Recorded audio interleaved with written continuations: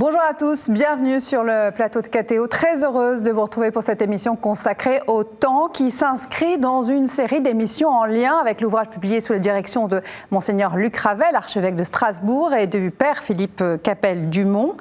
Temps des hommes, temps de Dieu pour une pastorale du temps. Ce livre est publié aux éditions Parole et Silence. Cette réflexion a été menée avec le concours de la Conférence des évêques de France et de l'archevêché de Strasbourg. Il aboutira à un symposium en juin prochain. Mais aujourd'hui, c'est au temps de la création que nous allons consacrer cette table ronde. Création de Dieu, création de l'homme. Et pour cela, j'ai le plaisir de recevoir en visioconférence Dominique Lambert. Bonjour. Bonjour.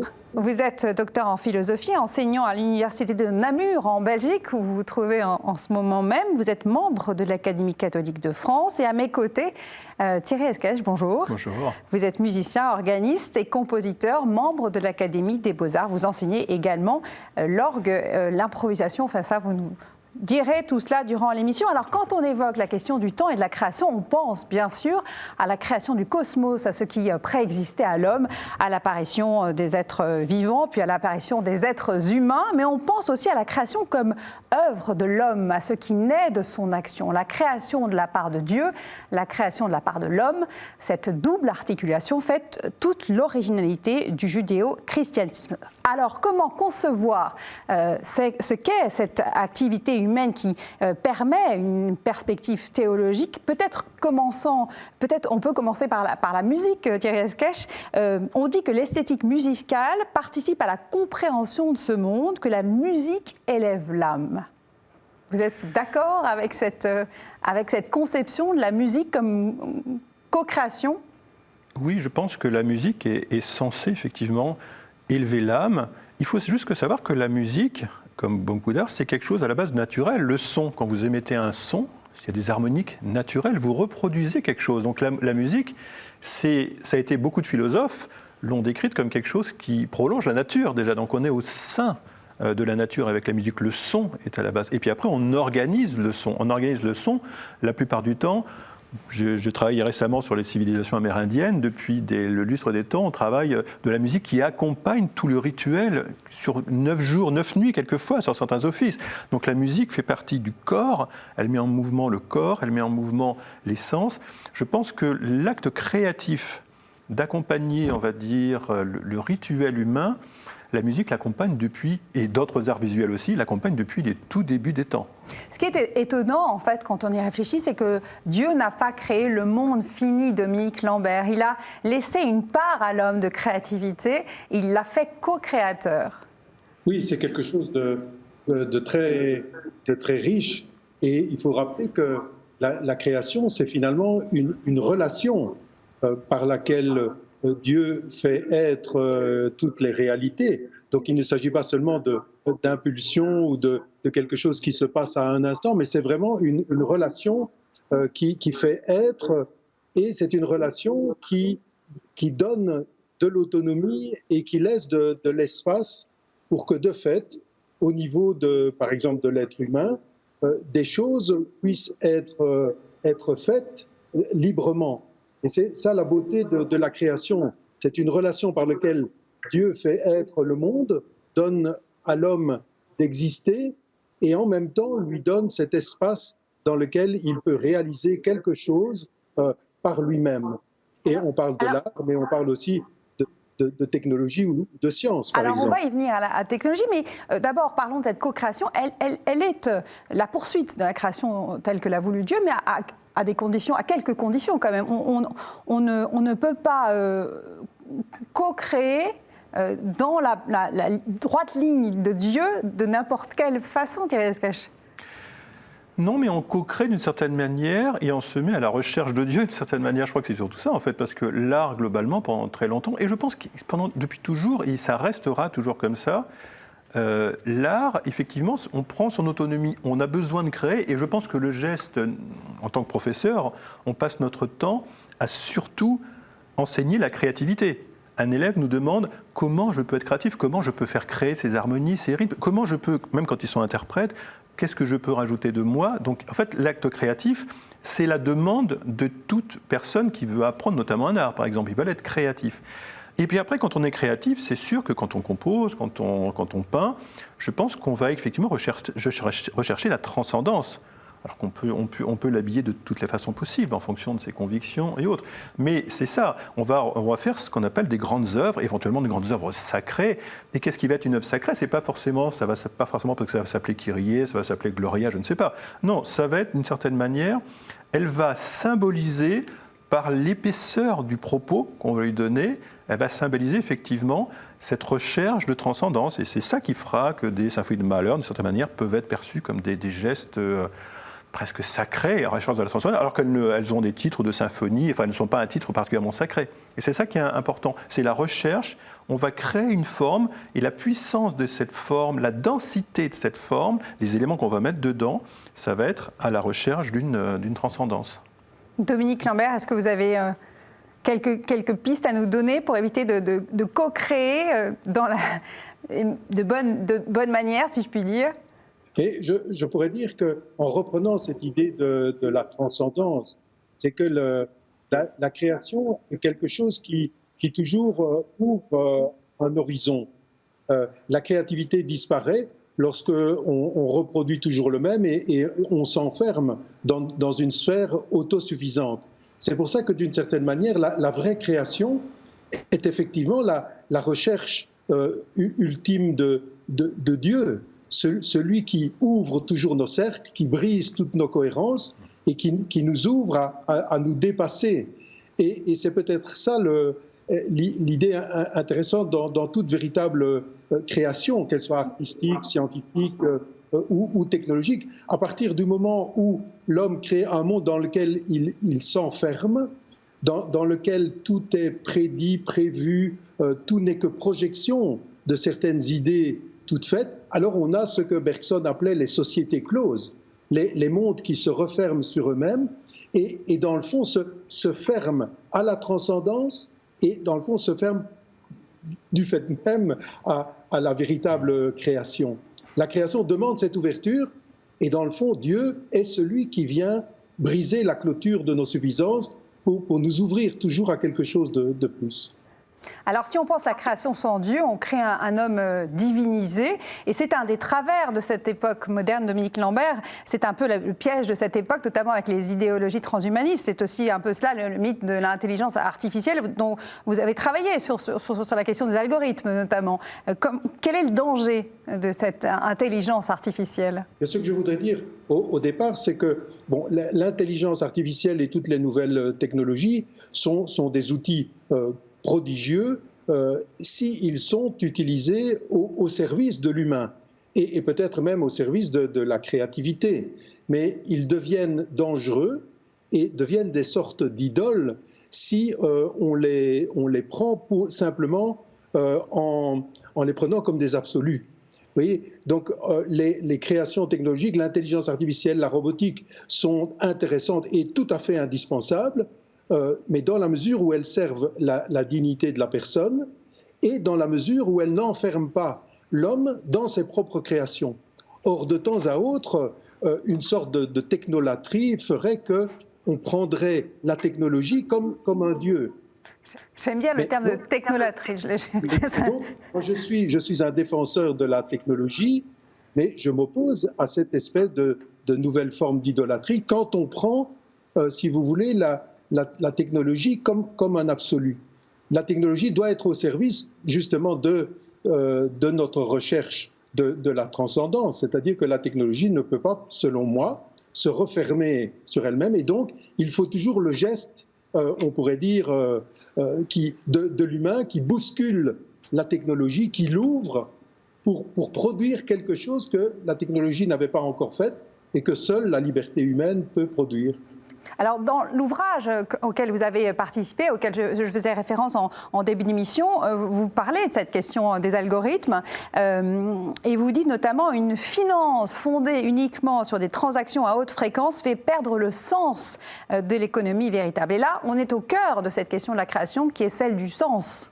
Oui, je pense que l'accélération du temps liées aux nouvelles technologies. Donc on va de plus en plus vite, on fait des transactions à très haute fréquence, etc.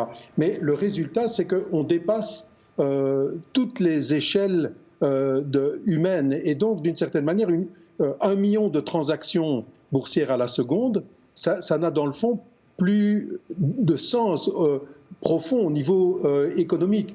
Donc, on a d'une certaine manière accéléré ce temps, mais on a perdu la durée profondément humaine. Or, dans le fond, retrouver le rythme de l'homme, ou retrouver ces moments où l'homme peut vivre à son rythme, ça c'est extrêmement important. Donc, en fait, peut-être qu'il y a dans les nouvelles... Il ne faudrait pas éliminer les nouvelles technologies, il faut les utiliser, et il y a beaucoup de tâches qu'on ne pourrait pas faire sans elles, mais il faut maintenir l'humain au cœur des technologies, et certainement empêcher que l'humain soit expulsé de tous les processus, parce qu'ils vont beaucoup trop vite, et donc l'humain ne pourrait plus investir de sens un certain nombre d'actions. Et c'est ça peut-être le risque. Alors, on parlera de la vertu de la lenteur. J'aime beaucoup cette notion-là. Mais j'aimerais parler de ces machines qui créent. Là, je m'adresse aux compositeurs que vous êtes. Il existe des algorithmes qui produisent des œuvres non seulement musicales, mais aussi picturales. Quel est votre avis dessus? Est-ce que vous voyez ça avec beaucoup d'angoisse? Ou est-ce que vous vous dites qu'il y a toujours quelque chose que la machine ne fera pas par rapport à l'homme? Monsieur Lambert disait à l'instant, parlait de gestes créatifs. Effectivement, une machine, les technologies n'auront jamais de gestes. Ça, c'est sûr. C'est nous qui avons le geste. Et effectivement, on programme des messages en peinture, en musique. On peut programmer des choses qui vont faire des enchaînements d'accords, des enchaînements de rythme. On peut toujours programmer des choses. Sauf qu'il y a un moment où il va falloir faire des choix sensibles. Pourquoi je mets telle harmonie après telle autre? Pourquoi il y a cette espèce de... Quand le père Capelle-Dumont, Philippe Capelle-Dumont, le rappelle très bien dans le texte qu'il a fait, il parle notamment il cite Gide, qui citait Chopin avec cette craintive émotion qui naît, et on ne sait pas trop où on va dans l'improvisation. Mais ça, cette craintive émotion qui a peur des nouveautés, et évidemment, c'est le geste humain. Et cette craintive émotion, cette émotion d'un son, cette émotion d'une odeur, de quelque chose qui jaillit de l'instant, c'est l'humain qui va dicter effectivement à la machine ce qu'elle ne pourra pas faire. Donc on peut aller très loin. Nous, notamment, quand on compose musicalement, pour les auditeurs qui ne connaissent pas, on s'aide de machines. C'est d'un synthétiseur pour créer des sons inouïs qu'on n'a jamais entendus, parce qu'on peut aller plus loin que le piano, plus grave, plus aigu, on peut trouver d'autres couleurs qui n'existent pas. Donc on va calculer, on va filtrer des sons, on va faire des tas de choses complexes, mais après, tout ça, c'est pour revenir à l'humain, et c'est le compositeur, le créateur, le peintre qui va imaginer, qui va mettre en ordre ces notions, et qui va effectivement permettre qu'elles aboutissent à un but, voilà, qui peut être effectivement transcendantal ou autre. Voilà, je pense que c'est là, il faut remettre effectivement l'humain au centre, et la technologie, effectivement, elle nous aide, mais elle a des limites. Elle n'a pas... C'est l'émotion, c'est l'intuition qui fait la différence. Comment est-ce que vous... ce petit plus, oui. Oui, mais ce petit plus, c'est le jaillissement. Et Gide, d'ailleurs, le dit très bien. C'est cette nouveauté. Gide dit nouveauté jaillissante. Et moi, j'aime beaucoup les phrases du déjaillissement. Vous savez, quand vous improvisez, comme je suis souvent au clavier de Saint-Étienne-du-Mont. Belle église parisienne dans le 5e, je précise pour nos téléspectateurs. Voilà, magnifique église. Et avec Vincent Varnier, on a accompagné la messe depuis très très longtemps maintenant, depuis 20 ans, plus de 20 ans. Et vous savez, quand vous faites un offertoire, vous devez le calibrer, donc ça c'est la forme. Il va peut-être faire 3 minutes parce que le père aura terminé. Mais il va se passer des choses. Il y a peut-être une odeur d'encens. Et cette odeur d'encens qui va être dans l'encensement, elle va vous faire dévier, elle va vous mettre dans un état qui va faire dévier l'harmonie. Comment voulez-vous qu'un algorithme sente l'odeur d'encens qui va survenir à ce moment-là? Donc voilà, ça peut être aussi une émotion intérieure, plus une parole ou autre. Et je pense que c'est ça, c'est là que l'humain restera. Et ça, je pense qu'il restera toujours. Sinon, vous pouvez faire de la musique uniquement sur ordinateur avec des boucles de sons. Mais dans ce cas, c'est de la dance. Oui. Moi, j'ai des amis qui font ça, ils le reconnaissent très bien, ce sont des élèves qui font ça. Mais voilà, ils mettent des boucles, ils savent que c'est une musique qui n'a pas de sens, pas de direction, elle est juste décorative, elle est pour ça. Et ça, effectivement, je pense que des machines peuvent globalement, si vous les programmez bien, peuvent vous faire quelque chose de très bien. Mais pas, on va dire, le vrai art, la vraie peinture, la vraie pulsion créative, elle ira au-delà. Alors cette pulsion créative, cette créativité, elle prend du temps, elle peut même être... elle-même un temps, alors là, je me tourne vers le musicien, hein. La musique est un temps en elle-même, elle est nécessairement temporelle, cette musique. En fait, c'est tout le problème mais c'est le problème. C'est tout l'intérêt d'enseigner, d'ailleurs ça, d'enseigner la composition, parce que vous pouvez enseigner l'oreille. Vous savez, on forme l'oreille interne des étudiants. On leur apprend à entendre des harmonies, on leur apprend à gérer des... Ça, c'est simple, d'une certaine manière. Quand la personne a de l'oreille, très bien, c'est le métier. Et puis, il y a un moment, il va falloir qu'on lui dise « compose une pièce ». Et cette pièce, elle va durer peut-être 10 minutes, 20 minutes. Elle va être censée symboliser des passions humaines, symboliser l'éternité, symboliser, je sais pas, le programme. Et ça va se passer dans un temps défini. Il va falloir organiser le temps, puisque la pièce, c'est un espace de temps, d'une certaine manière, qui va durer, 10 minutes, un quart d'heure, une demi-heure, une journée, s'il le fallait. Et il va falloir organiser. Et la musique, c'est principalement, mais déjà, Saint-Augustin lui dit très bien, c'est l'art de bien moduler, mais c'est en même temps, il fait énormément de pages sur le rythme, les rythmes, et donc le rythme, c'est moduler, c'est la scansion du temps. La scansion du son et l'architecture du temps. Nous, on va laisser une architecture, mais une architecture temporelle. Moi, je pense qu'un des arts qui est le plus proche de la musique, enfin, je me réfère beaucoup, c'est l'architecture. Vous voyez un monument, vous le voyez. Eh bien, votre œuvre, moi, je la vois, et je pense qu'un élève doit la voir aussi comme une architecture. Voilà, se met une architecture de temps. Et à l'intérieur, il va falloir apprendre tel élément.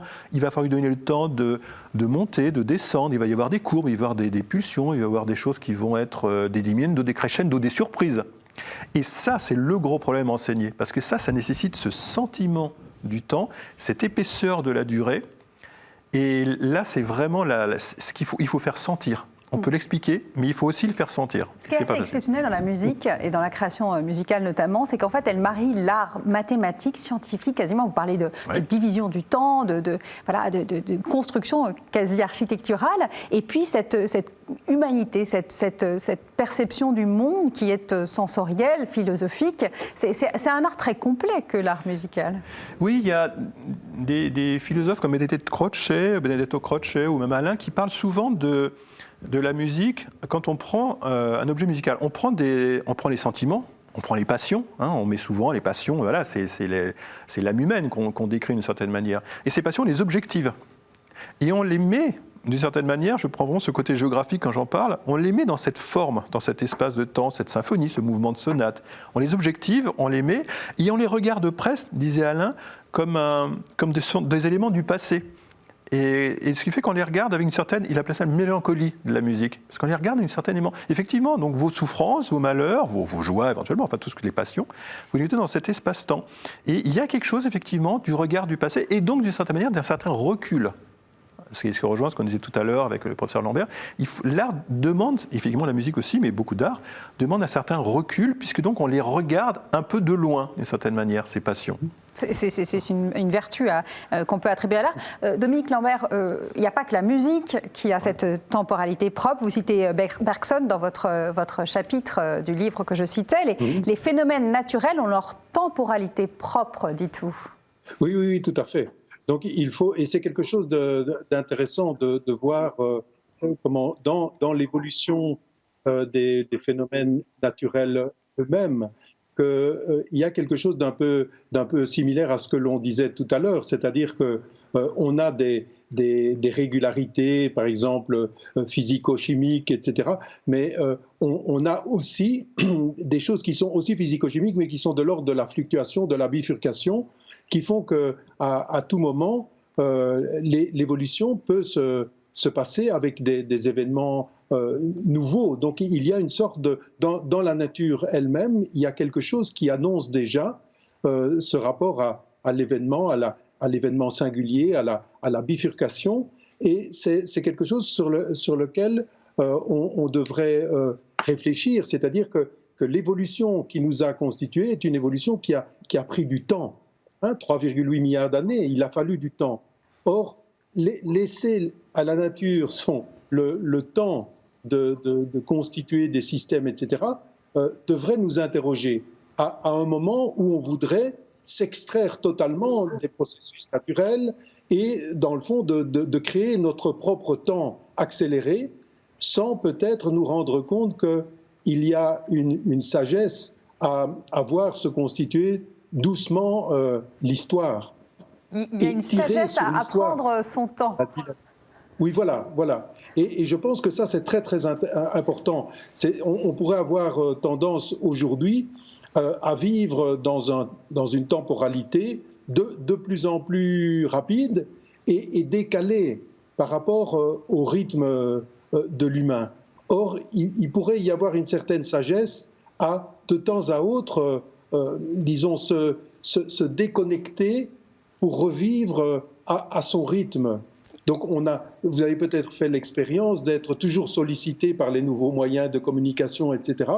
Et à un certain moment de dire, bon, maintenant je coupe, je me déconnecte et je reprends le temps de vivre et de réfléchir. Et par rapport à ce qu'on a dit de la créativité ou de la création musicale, par exemple, moi je vois bien avec mes étudiants, de temps en temps, en sciences ou en philosophie, il faut leur dire, eh bien maintenant, arrêtez d'être connectés tout le temps à votre ordinateur, à vos smartphones, coupez cela et prenez le temps de réfléchir.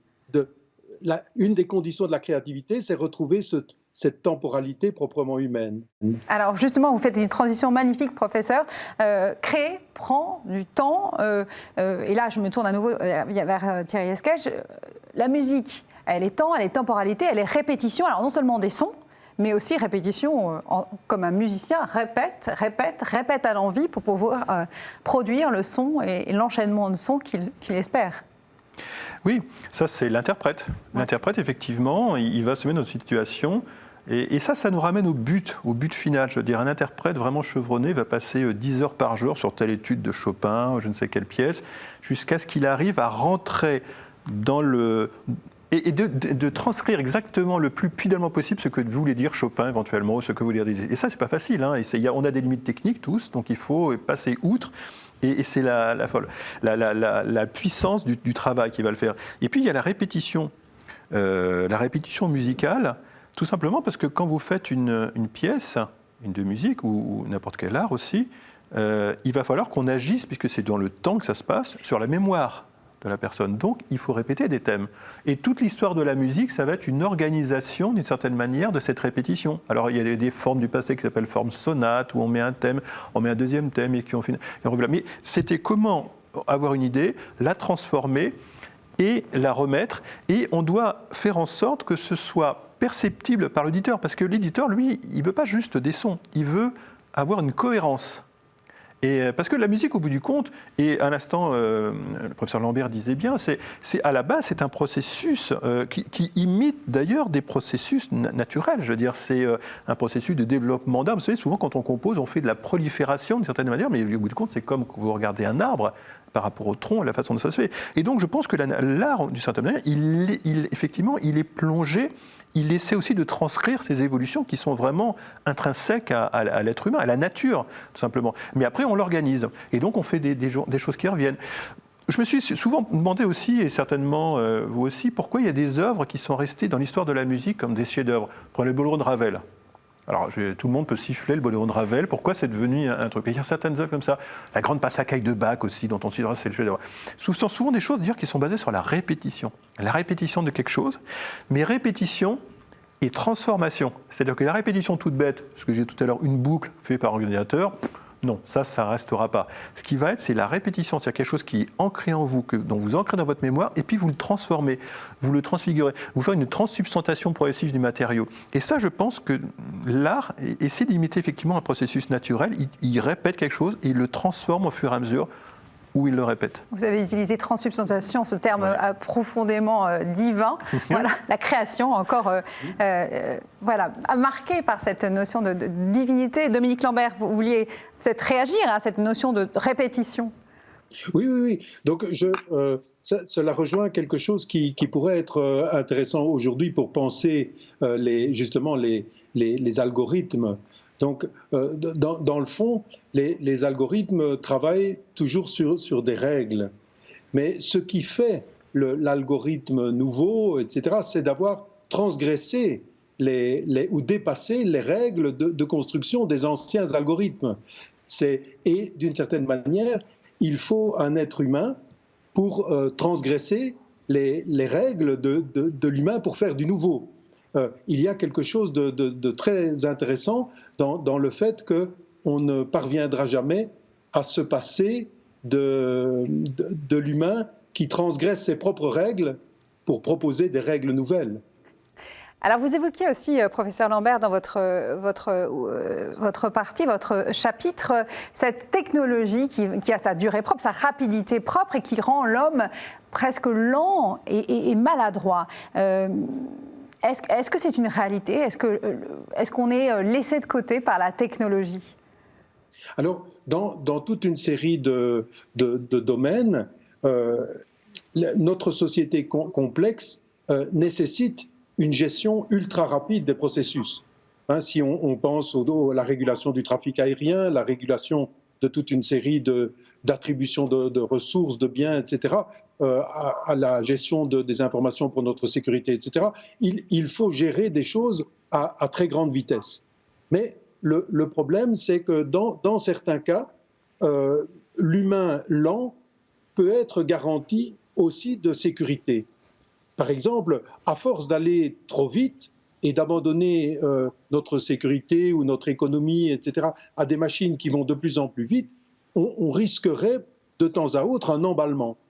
Et parfois, l'humain peut être un fusible qui, de par sa lenteur, peut sauter pour sauver la société de cet emballement technologique. Donc le tout, en fait, c'est cette prudence de savoir quand utiliser des processus effectivement de gestion à grande vitesse et quand il faut réintroduire l'acteur lent, l'acteur qui prend son temps, justement le temps de la réflexion, le temps qui est gage de sécurité. Et aujourd'hui, ce qui est compliqué, c'est cette balance entre la vitesse nécessaire à notre sécurité, par exemple, et la réintroduction de l'acteur lent qui lui-même va permettre une réflexion évitant l'emballement.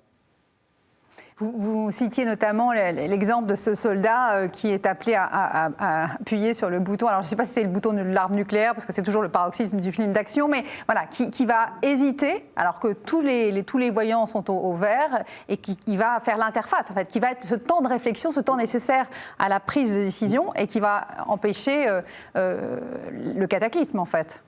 Oui, et dans certains cas, évidemment, le rapport à l'acteur lent, c'est aussi le rapport aux valeurs. Donc, dans certains cas, ce qui fait la distinction entre la machine et l'homme, c'est que l'homme peut sortir d'un système de règles toutes faites au nom de valeurs et éviter d'agir ou de juger pour sauver l'esprit des règles. Et j'avais été fort frappé d'une réflexion sur le droit. Paul Ricoeur disait le magistrat, c'est celui qui humanise le droit. Pourquoi ? Parce que c'est celui qui, à certains moments, sort du système de règles pour sauver l'esprit de la règle et pour sauver l'humain. Et la machine ne peut pas faire ça d'une certaine manière. La machine reste dans l'application des règles, mais elle ne comprend pas ses propres règles, et donc elle ne comprend pas quand il faut en sortir créativement pour sauver l'esprit des règles. Vous vouliez peut-être réagir, Thierry Escache. Oui, ça me faisait penser ce que disait le professeur Lambert. Vous savez, cet accident d'avion qu'il y a eu il y a quelques années à La Guardia, et l'avion a décollé, il a perdu ses moteurs au début de poussée, en fait. Et effectivement, là, il n'y avait plus de moteur. Donc, visiblement, et l'avion, en fait, il a fallu que la personne, le pilote, effectivement, il a pris 20 secondes, je crois. Il était calculé, il a pris 20 ou 25 secondes pour prendre la décision. Les ordinateurs lui ont dit de faire quelque chose, mais il ne lui sentait pas complètement possible d'aller jusqu'à JFK, l'autre aéroport de New York. Et au bout du compte, ces 25 secondes de réflexion, il a réussi à déterminer qu'il valait mieux se poser dans East River, qui était à côté. Et la machine ne pouvait pas imaginer qu'elle se posait évidemment sur l'eau. Il y avait plein de choses qui rentraient en l'eau. Oui. Mais il a pris l'humain, là, effectivement, a réussi à corriger. On lui a même reproché ces 25 secondes, parce qu'on dit, vous vous rendez compte peut-être, mais sauf qu'on ne sait pas du tout si les ordinateurs avaient dit qu'il y arriverait. Mais enfin, bon, là, effectivement, on sait très bien que pour poser un avion, c'est toujours le pilote qui décide au dernier moment. Donc là, on n'est pas sûr. Lui, il a réussi à sauver tout le monde. Il a pris les distances par rapport à la machine. Il a pris ses distances. Ouais. On se souvient effectivement de cette image, absolument. C'est une très belle illustration de la créativité humaine et qui montre aussi combien l'histoire propre de l'humain peut jouer, puisqu'il a fait ce choix en raison de tout son passé de pilote, avec toute son expérience. Et c'est là où on voit que ce qui est important aussi dans la créativité humaine, c'est le fait que l'humain a une histoire propre, qui va faire justement le caractère singulier de sa créativité. Et ça, la machine n'a pas cette histoire longue ou cette histoire très singulière qui fait le charme de la créativité humaine. La machine n'a pas de mémoire, elle n'a pas d'histoire. Mm-hmm. Oui, et c'est ce qui fait la singularité de l'homme et son intelligence propre. Vous parlez tout à l'heure de la justice. On reproche souvent à la justice, au temps de la justice, d'être très lent, trop lent. Alors ça peut être une question de moyens humains et financiers, on s'en doute, mais il y a une vertu à cette lenteur de la justice, professeur Lambert. Oui, c'est certainement qu'on a, intérêt à utiliser des techniques d'intelligence artificielle dans le droit pour faciliter l'accès aux données, etc. Bon, d'outils d'aide à la décision juridique.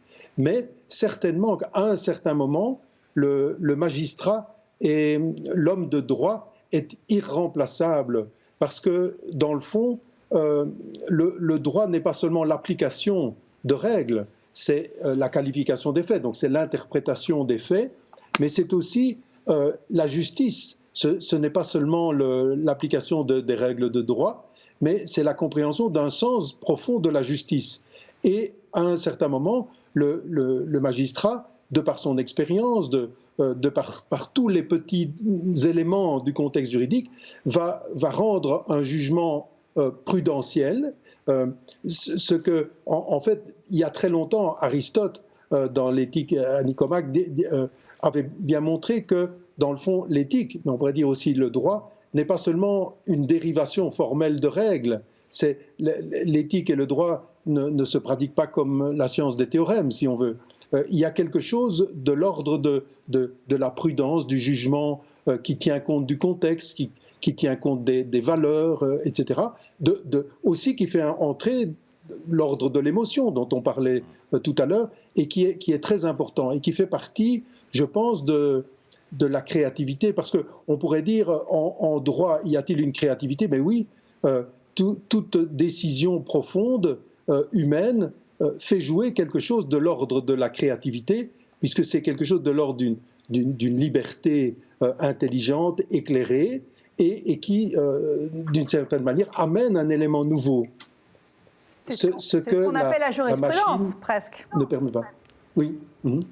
Alors, pour avancer un petit peu dans cette émission, on se posait aussi la question de la nécessité de se retirer pour créer, de ralentir, de faire silence. Est-ce que, Thierry Esquèche, tout ce qui est création demande réflexion? Comment créez-vous? Est-ce que vous vous retirez, vous faites aussi bien physiquement, peut-être dans une forme de retraite, ou alors vous retirez en vous-même, vous coupez tout ce qui peut vous solliciter extérieurement?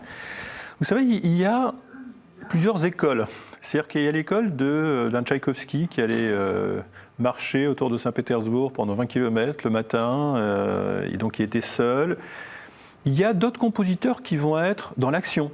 Moi, je suis plus quelqu'un de l'action, de cette manière. C'est en faisant des concerts un peu partout, en faisant des tas d'activités, et en travaillant avec d'autres, avec des gens du jazz, avec plein de gens, et ça me nourrit. Donc, d'une certaine manière, je pense qu'il faut les deux. Il faut effectivement un certain recul avec les événements, avec ce qu'on connaît, et on peut aussi rester dans l'espèce d'activité de tout ce qui fourmille, et le fourmillement de la vie va donner naissance, va nourrir l'œuvre. En fait, il faut un petit peu les deux. Maintenant, c'est vrai que globalement, l'artiste, d'une certaine manière, il va aussi rechercher une certaine lenteur, parce que lenteur, c'est l'épaisseur du temps aussi, l'épaisseur de la durée. Donc il va falloir aussi, il y a la réflexion est une nécessité, et surtout la réflexion à long terme. N'oubliez pas qu'on traite sur des choses, des œuvres, quand un computer commence à écrire, l'œuvre qui va terminer, elle va se terminer 6 mois, 8 mois, quelquefois 1 an ou 2 ans avant, quand c'est un opéra. Donc il va falloir effectivement garder en vue ce but au bout de 2 ans, donc il va falloir tenir sur la distance. Donc c'est ça effectivement ce qui est le plus important dans l'art. Professeur Lambert, est-ce que vous souhaitez réagir à ce que vient de dire Thierry Esquèche? Oui, tout à fait. Je pense que dans le domaine, par exemple, scientifique, on pourrait penser que les scientifiques sont toujours portés par la vague, toujours connectés, etc. Mais à un certain moment, le scientifique doit se déconnecter retourner à la réflexion, et c'est dans le silence et dans la réflexion que se forge la création, y compris la création scientifique. Souvent, le fait d'être hyper connecté va faire qu'on va traiter de l'information, mais on ne va plus vraiment créer des choses nouvelles. Et donc, il est extrêmement important d'avoir ce droit à la déconnexion pour pouvoir créer. Thierry Lescache. Et alors, ce qui est intéressant, c'est que je disais tout à l'heure, et en résonance à ce que dit le professeur Lambert, effectivement, je citais Tchaïkovski dans la forêt, on peut citer des tas d'écrivains qui vont à la montagne écrire, ou Thomas Mann qui écrit, mais on peut aussi, et j'ai connu énormément de jeunes compositeurs, et je crois que j'en fais partie aussi, on peut aussi se déconnecter tout en restant complètement dans la vie quotidienne. Je pense que souvent les musiciens ont cette faculté, on rentre à l'intérieur de soi, et moi par exemple je peux composer dans un bar, je peux composer dans un avion, je peux composer partout, et c'est ce qui est curieux parce qu'effectivement on se dit mais c'est pas possible. Alors tant qu'il n'y a pas de musique, s'il passe de la musique à côté c'est une catastrophe, mais après dès qu'il n'y a pas de musique on peut me parler, et il y a énormément d'artistes que je vois, de jeunes artistes, et c'est ce qui caractérise beaucoup de jeunes compositeurs, ils ont cette faculté à s'intérioriser tout en restant en connexion avec la vie. Ils ne sont pas à la montagne, ils sont dans le métro et autres. Et je pense que c'est intéressant. C'est aussi une figure de l'artiste qui est intéressante. Des connexions tout en restant présent. Alors, pourtant, cette nécessaire lenteur qu'on évoque en ce moment, ce n'est pas tout à fait ce que préconise l'époque moderne, professeur Lambert. Non, bien sûr. On est d'une certaine manière aspiré dans des processus de plus en plus rapides. Et les techniques de communication nous obnubilent d'une certaine manière et nous invitent à faire de plus en plus de tâches.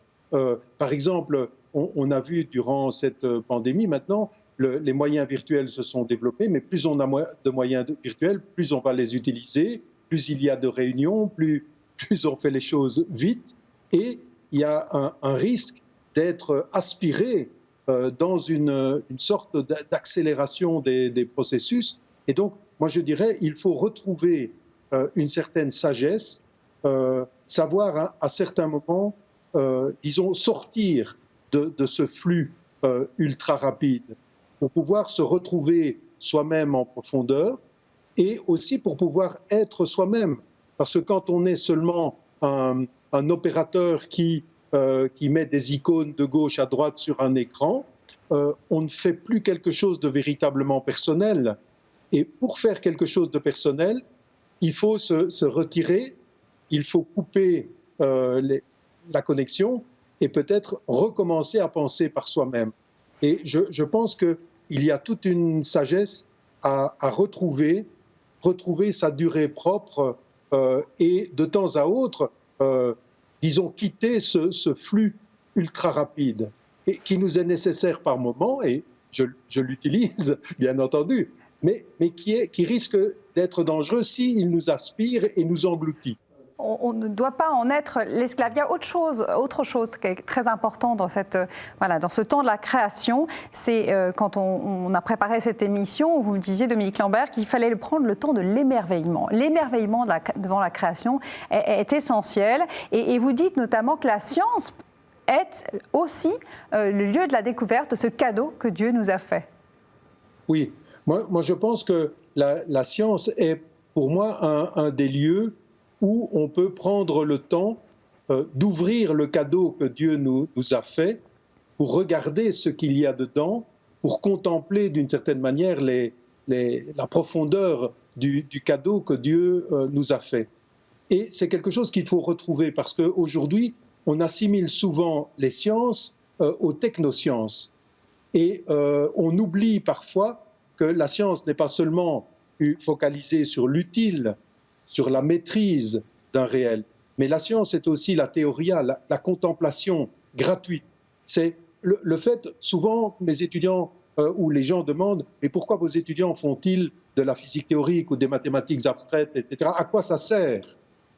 Et souvent, la réponse serait « ah mais parce que ça sert dans telle et telle industrie, etc. » Mais en réalité, on pourrait dire la première fonction de la science est la découverte du réel pour s'en émerveiller.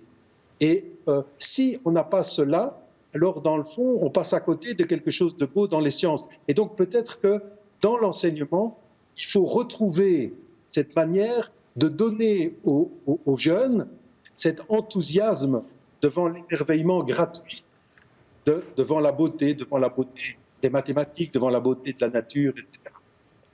Est-ce que ça fait écho à ce que vous essayez d'enseigner à vos élèves, Thierry Esquèche? Est-ce que s'émerveiller devant la musique, devant l'œuvre de créativité De toute façon, quand vous contemplez une œuvre, la contemplation esthétique, elle prolonge l'œuvre que vous êtes en train de voir. Donc elle prolonge, tous les philosophes ou Sartre vous le diront. C'est-à-dire une œuvre existe aussi parce qu'elle est contemplée. Et donc, je veux dire, la position d'émerveillement, de contemplation est nécessaire parce que l'œuvre, là, elle est aussi reçue. Et donc, il y a une part, et pour celui qui va la recevoir, il va s'investir artistiquement aussi. Déjà, dans le public, c'est une nécessité d'émerveillement. Et pour ceux qui la font comme des élèves des beaux-arts ou du conservatoire, comme je peux avoir, oui. Vous savez, il y a émerveillement. On s'émerveille devant une harmonie, tout à coup, jaillissement aussi. C'est le deuxième terme que je donnerai, que j'en avais parlé un petit peu plus tôt dans l'émission. Parce que l'émerveillement, voilà, on va être ébahi par tel ou tel enchaînement harmonique. Et puis le jaillissement, c'est de savoir que quelque chose peut survenir et on va profiter de ces jaillissements, d'une idée, de ce geste, de cette espèce de bourrasque, pour la faire fructifier. Et souvent, vous savez, quand on enseigne, quand j'interviens dans la classe au conservatoire, je suis au piano, ils me donnent une idée, je suis en train de corriger leur travail, effectivement, et je me mets à improviser. Et j'improvise ce que j'aurais vu moi, et puis ils sont là en train de regarder ce qui coïncide à ce qu'ils ont pensé, ce qui va plus loin que ce qu'ils ont pensé. Et c'est par cette relation justement d'émerveillement, d'une certaine manière, qui va essayer de puiser quelque chose chez leur professeur pour l'intégrer. Et c'est comme ça que se fait la transmission artistique. Elle se fait avec une part. On est là pour transmettre, et l'art, on transmet quelque chose à ceux qui vont le continuer. Et en même temps, on est là pour transmettre aux étudiants, et on ne peut transformer qu'avec cette part d'émerveillement et de jaillissement. Alors, cette émission s'inscrit dans une série de réflexions sur la pastorale du temps. Et du coup, je m'adresse à tous les deux, puisqu'on arrive quasiment à la fin de cette émission. Comment appliquer toute cette réflexion philosophique sur le temps de la création à la pastorale du temps? Dominique Lambert, est-ce que vous pouvez nous donner des pistes? Peut-être qu'on devrait redécouvrir des lieux où on peut, d'une certaine manière, arrêter de courir et peut-être de se retirer pour un moment, pour à la fois contempler justement la beauté de la création, mais aussi en nous redécouvrir ce lieu d'intériorité, cette voie vers Dieu. Donc je pense que peut-être une des façons donc dans la pastorale de retrouver cette sagesse du temps, c'est de revaloriser ces lieux où les personnes de notre époque peuvent se retrouver face à elles-mêmes et face à Dieu. Il y a dans la grande tradition de l'Église, finalement, cette tradition des retraites, de ce retour au désert pour retrouver le chemin de Dieu. Et aussi, souvent, ça se fait par la découverte, l'émerveillement devant de beaux lieux, l'émerveillement devant la création, dans la liturgie, etc. Et donc, je pense qu'il y a une nécessité de retrouver des lieux où l'on peut s'arrêter pour retrouver un chemin intérieur vers Dieu et aussi un chemin de l'émerveillement de la création vers Dieu. Thierry Esquèche, le temps de la liturgie, j'imagine que vous qui jouez régulièrement pour des messes et des cérémonies religieuses, ça vous dit quelque chose? Ça vous évoque quelque chose? Ça me rappelle que le musicien, en l'occurrence l'organiste ou le compositeur, la personne qui improvise durant ses offices, elle doit déjà apprendre à s'oublier. Parce que ça, je pense que c'est une leçon qu'on peut avoir. C'est ceux qui faisaient des antiennes grégoriennes au Xe, XIe siècle. On ne sait pas forcément qui c'est exactement. Il y avait beaucoup d'œuvres au Moyen-Âge, on ne sait pas qui c'est. On était plus dans la musique, elle raconte quelque chose, mais par contre, ils racontaient quelque chose qui était de l'ordre du cosmos, de l'ordre de leur croyance. Ils n'étaient pas forcément la personne. On ne se mettait pas au centre tout de son œuvre. Donc on l'est au centre. Je reste au centre de mon œuvre.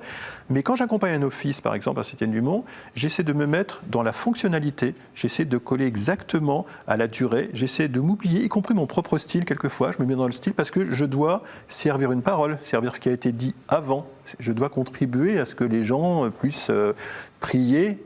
Et quand on est compositeur, je pense que c'est pareil, il faut un peu s'oublier, se remettre dans un temps long. C'est pour ça d'ailleurs que vous savez, je pense que le grand public connaîtra Arvo Pärt, c'est un des compositeurs contemporains les plus connus. Et pourquoi ? Parce qu'il a fait une musique alors extrêmement contemporaine, extrêmement et puis tout d'un coup il s'est posé des problèmes fondamentaux d'ailleurs dans sa réflexion personnelle au niveau de sa foi. Il avait complètement changé.